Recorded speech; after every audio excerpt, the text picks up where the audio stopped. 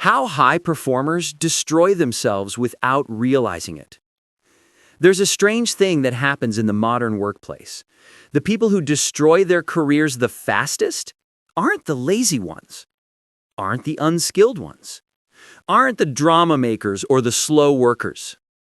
It's the high performers, the ambitious ones, the people who push themselves beyond human limits because they believe that working harder means winning.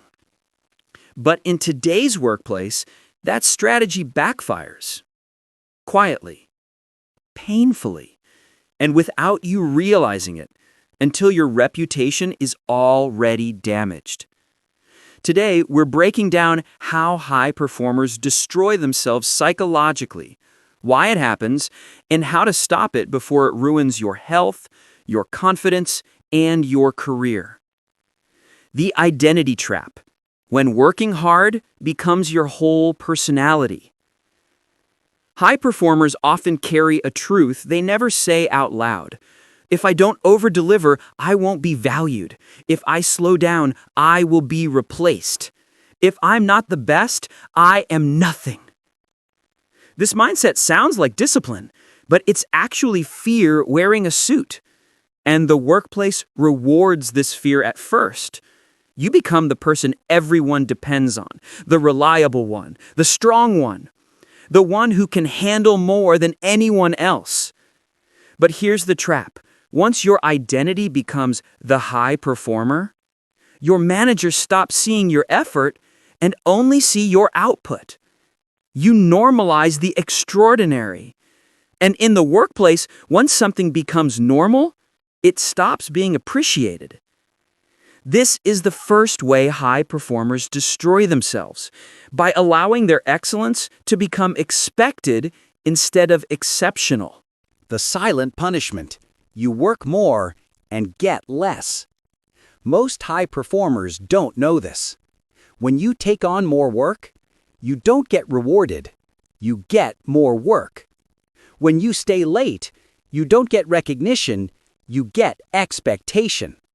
Workplace psychology has a name for this: the competence penalty. The better you are, the heavier the load becomes.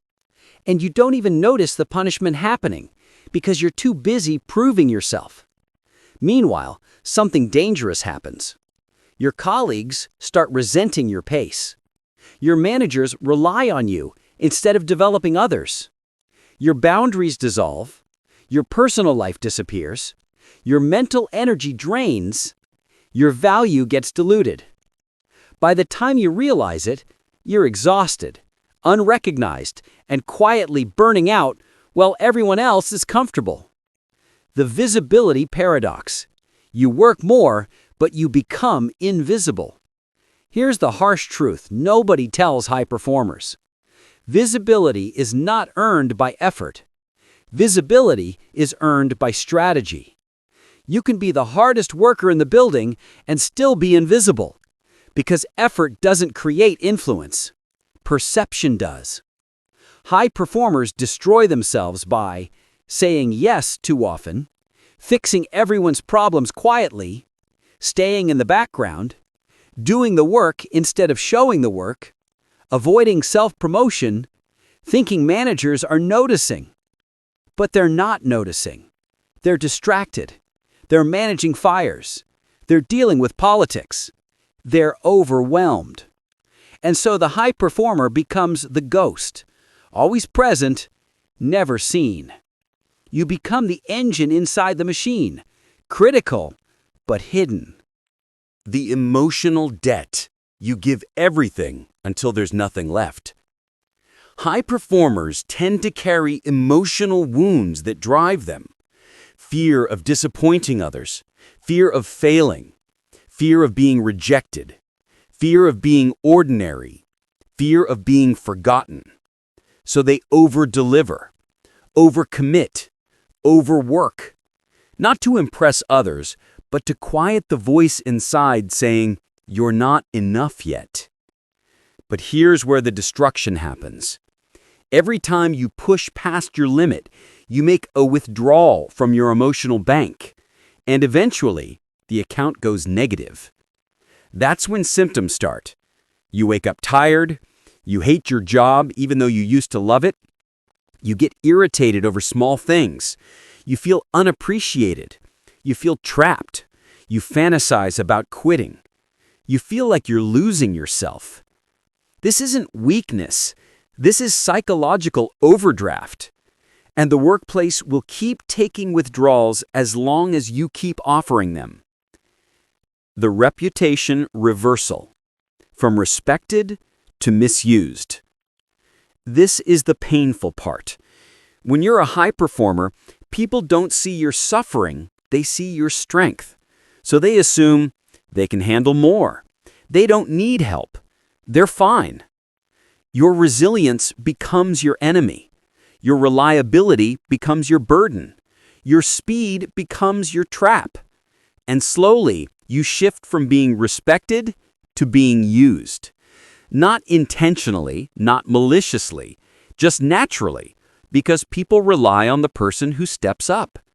But over time, this destroys your reputation because you become the worker, not the leader. You become the doer, not the strategist.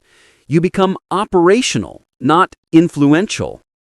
High performers don't get promoted because they're too valuable doing the work. This is the paradox that breaks them. The leadership blind spot. Your manager isn't helping you.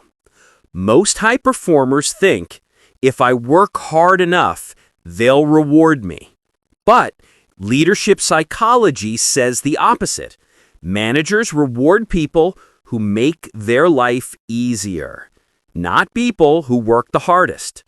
So the high performer becomes the fixer, the firefighter, the reliable backup. But managers don't promote backups. They keep them where they are. Not because they dislike you, but because losing you would create chaos. This is how high performers accidentally trap themselves in roles they've outgrown. The burnout cliff, when high performance turns into self-destruction. Every high performer eventually reaches a breaking point. They push, they grind, they sacrifice, they endure, until one day, the system collapses. And here's the terrifying part.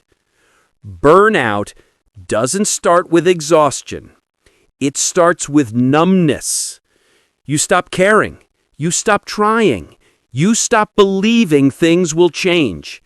You become a ghost inside your own life. Burnout is not tiredness. It is the death of purpose.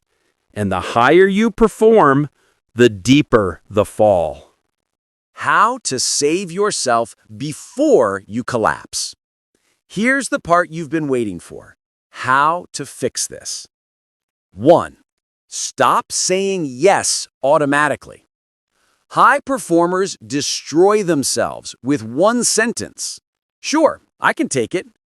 Replace it with, I need to look at my workload first. 2. Make your work visible. Send weekly updates. Document wins. Highlight improvements. Don't wait to be noticed. You must show your impact. 3. Build boundaries, even small ones. Leave on time twice a week. Say no without apology. Stop volunteering for emergencies. Boundaries don't make you weak. They make you sustainable. 4. Shift from execution to influence.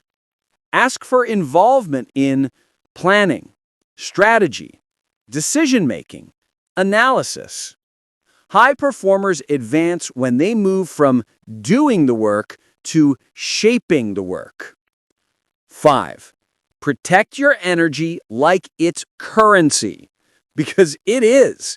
Your emotional, mental, and physical energy is the engine powering everything. If you burn the engine out, nothing else matters. Rebuild your identity outside of work. You are not just an employee. You are a human being with desires, relationships, dreams, and meaning. High performers heal when they stop tying their worth to their output. The truth high performers need to hear? And here's the final truth. You don't destroy yourself because you're weak. You destroy yourself because you're strong, and you keep proving it long after you should have rested. Your work ethic is not the problem. Your lack of boundaries is. Your ambition is not the problem. Your lack of visibility is. Your talent is not the problem. Your inability to say no is. You don't need to work harder. You need to work smarter, slower, and more strategically. Because the world doesn't need another burned-out high performer. It needs someone like you, but healthy, respected, valued, and awake.